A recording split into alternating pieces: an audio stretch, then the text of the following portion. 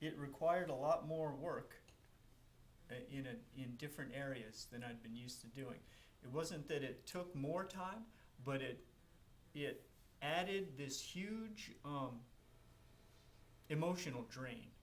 Because doing service learning, I had students out in the community, and they were making relationships and making decisions and exposing me and the college in ways that were difficult to anticipate and difficult even to know about, because so much would happen out there, and they would come back and we'd sit in class and they'd tell me the story, and the story was, of course, this tiny little sample of all of the things that had happened, and I would lay in bed at night worrying about what else had gone on and how this was going to come back to me and what the implications were going to be of that decision. They were running their group one day this past fall, and they were talking about the kinds of work that the high school kids might be interested in getting when they graduated.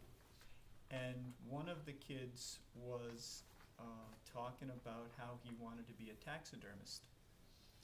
And the college students were trying to raise the question that what you want to do with your life is open, and you might choose many different paths, and maybe taxidermy was not one of the paths that would be most efficacious for a kid. And so when I heard that story, that made me wonder about the clash between the values of the college kids and the values of the high school kids.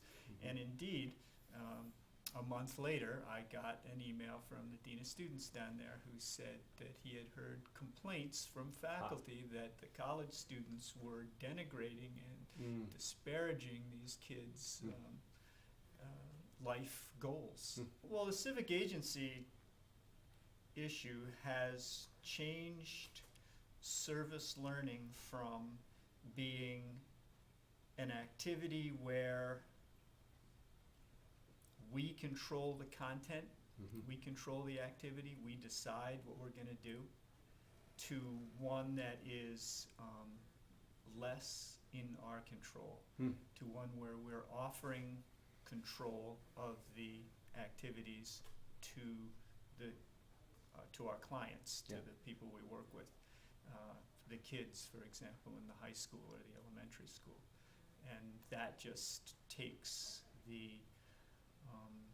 control of the situation, and so the comfort level of the situation, one more step away from me. It just gets more and more emotionally engaging and potentially draining, often draining. I think I know you well enough to assume that being in control, knowing your content, is very important to you.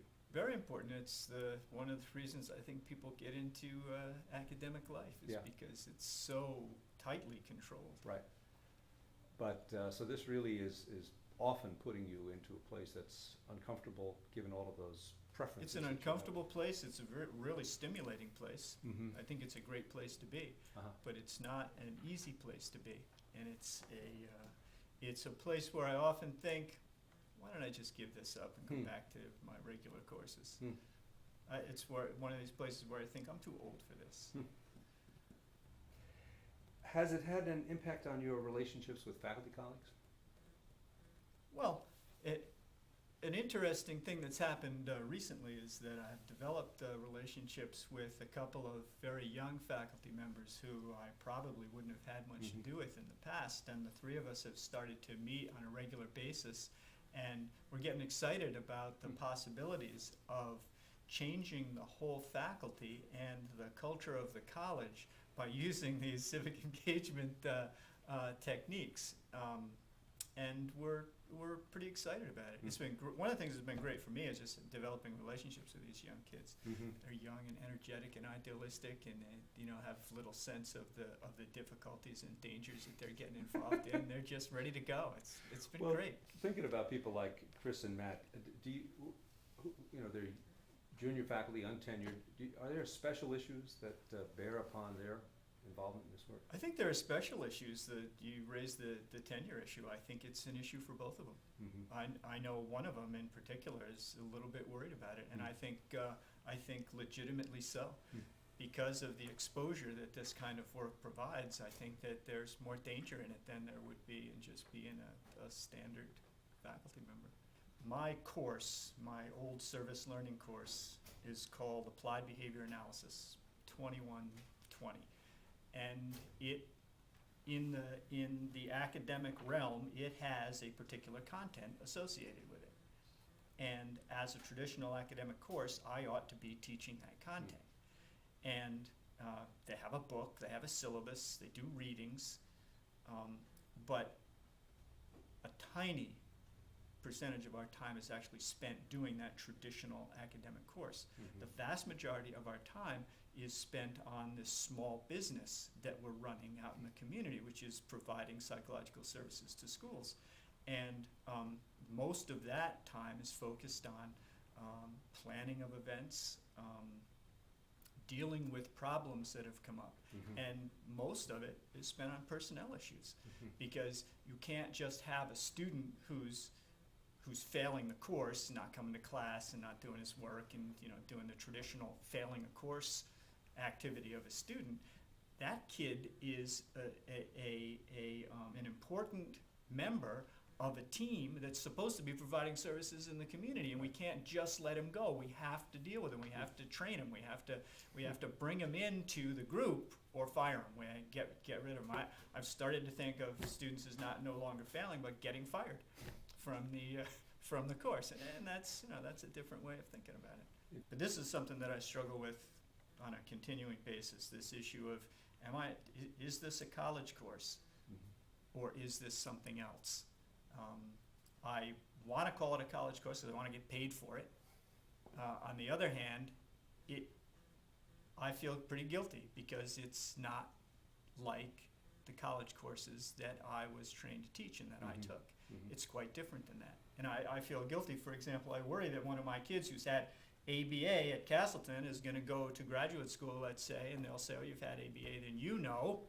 And my student will have no clue what they're talking about. That worries me a little bit. It doesn't worry me a lot, but it worries me a little bit. I have lots of plans for integrating the content better. Yeah. You're an empiricist. What does the evidence tell you whether it's worth doing or not? The evidence tells me that it's well worth doing because the kids love it.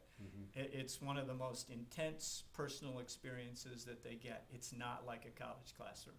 When we got the email complaining about the taxidermy issue, we spent hours in class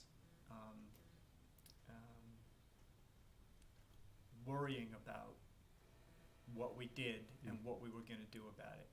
And there are 15 or 16 kids in this class, and everybody was engaged. Everybody was deeply engaged in this process of what are we doing, why are we doing it, how are we going to do it differently, have we made a mistake, how do we respond to our mistake, what does it mean about our relationship with the community and this client, and what does it mean for the other people in the class and how they're going to proceed. The emotional intensity of it is very, very powerful. Yeah. Well, Terry, thanks.